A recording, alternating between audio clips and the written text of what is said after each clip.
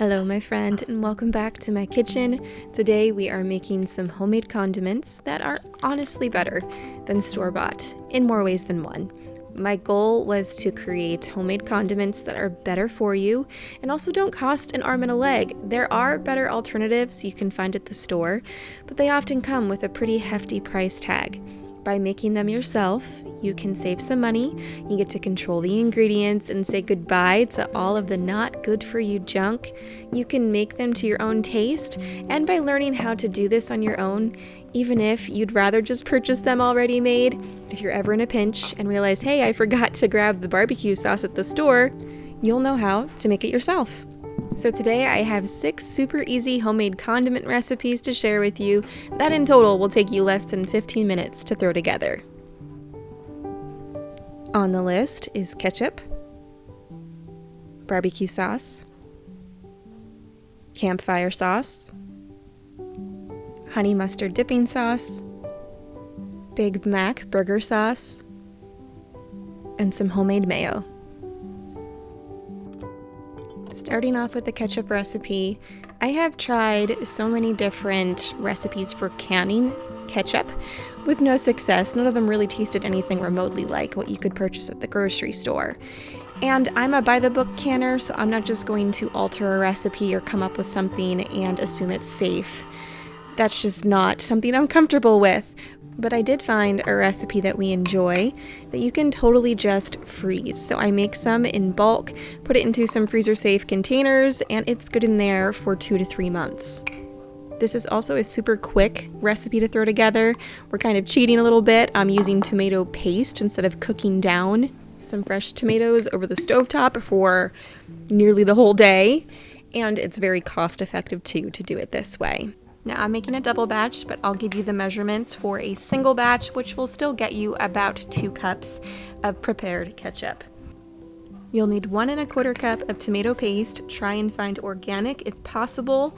You'll also need a 1/4 cup of maple syrup, 1/4 cup of white vinegar, or you could also use some apple cider vinegar, and a 1/4 cup of water. We're going to whisk that together, and when we're making things from home, you can make them how you want. So if you want it a bit sweeter, add some more maple syrup. You could try honey. If you only have cane sugar, you can use that as well. And if you like it a bit thinner, add some more water. If you like it thicker, cut back on the water. Now for seasoning, which is also totally customizable, I did 2 teaspoons of onion powder, 1 teaspoon of garlic powder, a teaspoon of salt. I always use Redmond real salt, 3/4 teaspoon of cinnamon, 1 teaspoon of black pepper, or you could use white pepper, a pinch of nutmeg, about a 1/2 teaspoon of chili powder, and a 1/2 teaspoon of celery salt.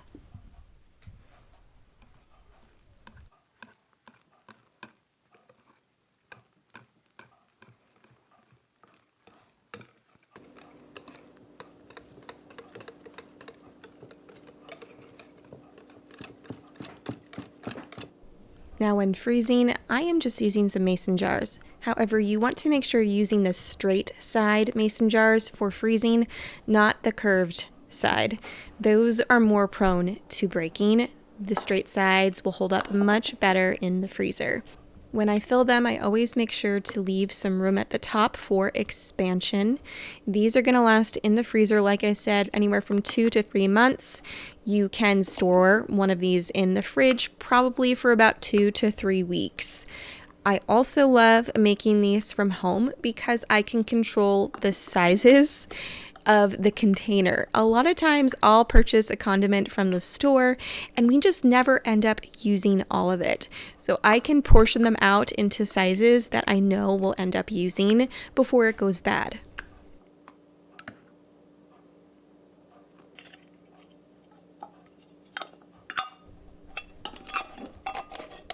So I filled up 4 of these 8-ounce jars, got the lids on. I will label and date them, stick them into the freezer. And I've reserved some of the ketchup because we're going to use that to make some barbecue sauce. This is very similar to a Sweet Baby Ray's barbecue sauce. For this recipe, you're going to need 1 1/2 cups of ketchup, 3/4 cup of brown sugar, and 1/4 cup of molasses. You also need some pineapple juice. I didn't have any just plain pineapple juice, so I have some mock pineapple canned in pineapple juice, so that is what I used. You need 6 ounces. 2 tablespoons each of Worcestershire sauce and apple cider vinegar. You can always swap out different vinegars, it just depends on what flavor profile you are after. 1 tablespoon each of dry mustard powder and smoked paprika. 1 teaspoon of garlic powder, 1 teaspoon of salt, and 1 teaspoon of any hot sauce that you like. I just used some Frank's Red Hot. I'm also going to do a 1/2 teaspoon of black pepper and a teaspoon of onion powder. Now you can leave it as is.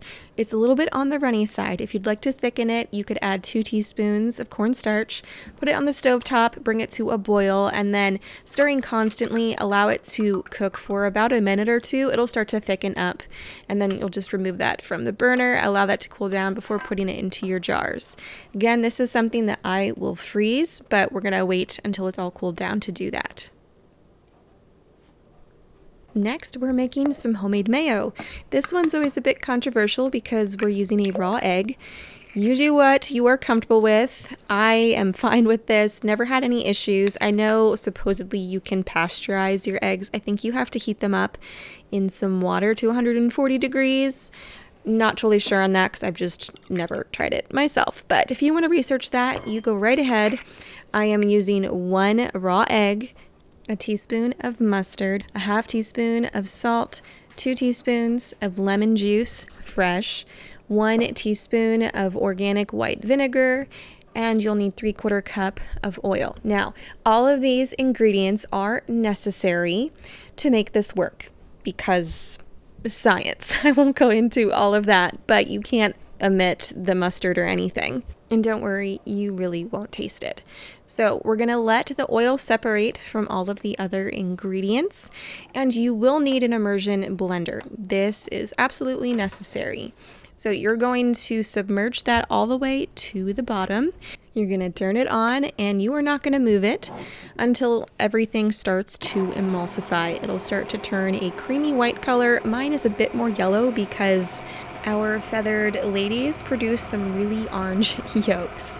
So as soon as it starts to turn that creamy color and it works its way all the way up, you can then slowly start to pull the immersion blender up and back down until all of the oil is combined and everything is emulsified. Sorry that the camera here decided not to focus, but I wanted to show you the whole process. It really doesn't take more than 30 seconds to a minute. And as soon as you don't see any more oil, it's nice and thick and creamy, you're all done. Don't keep going. It may start to separate if you do it too much.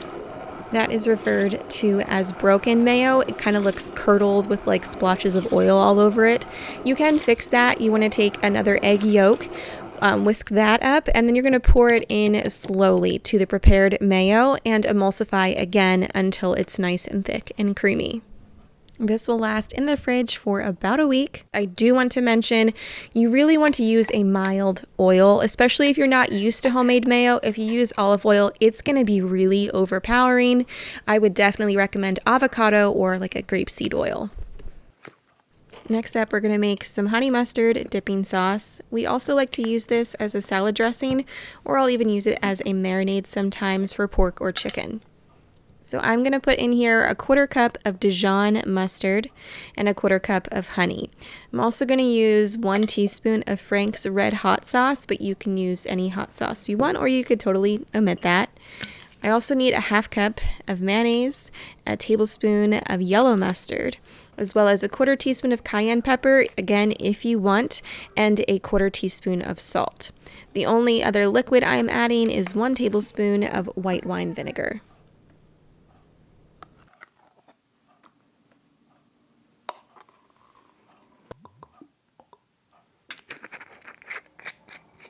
Whisk this one up. This one I make as needed and I store in the fridge. It'll last about a week or 2.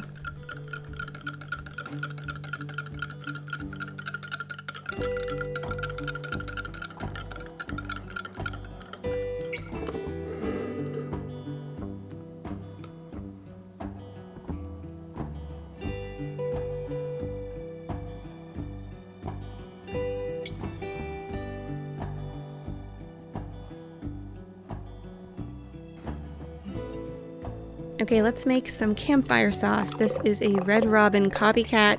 Whenever we go to Red Robin, we do like this. However, there's a lot of really not so great ingredients in it, and I can always feel it after I have had it, so I learned how to make it from home.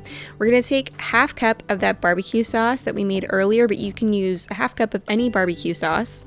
You also need a ½ cup of mayonnaise, 1 tablespoon of some sort of hot sauce. I did about 4 little splashes of Worcestershire, and I also did a ½ teaspoon of chili powder and a ¼ teaspoon of garlic powder. Stir this one together. Again, this one I make as needed. Store in the fridge for about a week or 2. We love to use this to dip chicken tenders in, French fries, to put on different burgers, chicken burgers, you name it. It's really good.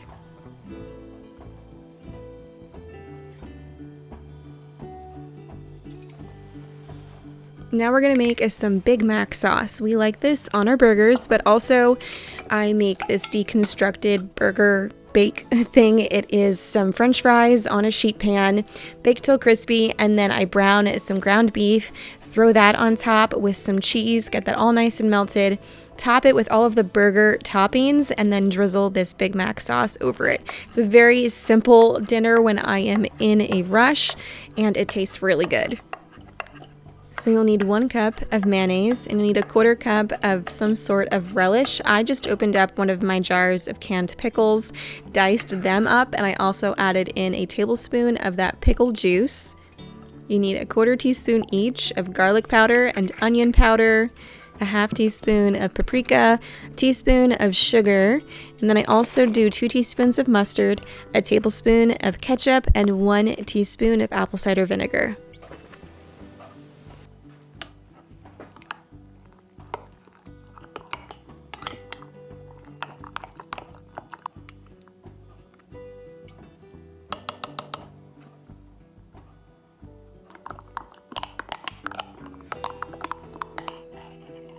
Again, I make this as needed. It'll store in the fridge for 1 to 2 weeks.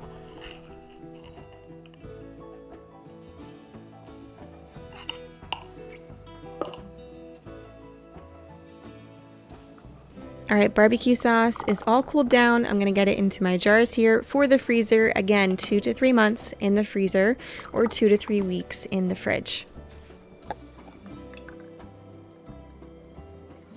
Alright, in less than 15 minutes, we've made homemade ketchup, barbecue sauce, mayo, honey mustard, campfire, and Big Mac sauce.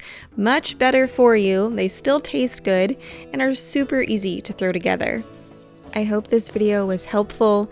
If you'd like more videos like this one where I come up with better homemade alternatives, go ahead and drop me a heart down in the comments. Don't forget to give this video a like and consider subscribing if you aren't already. Thanks so much for hanging out, friend. Many blessings on your week. Until next time, take care.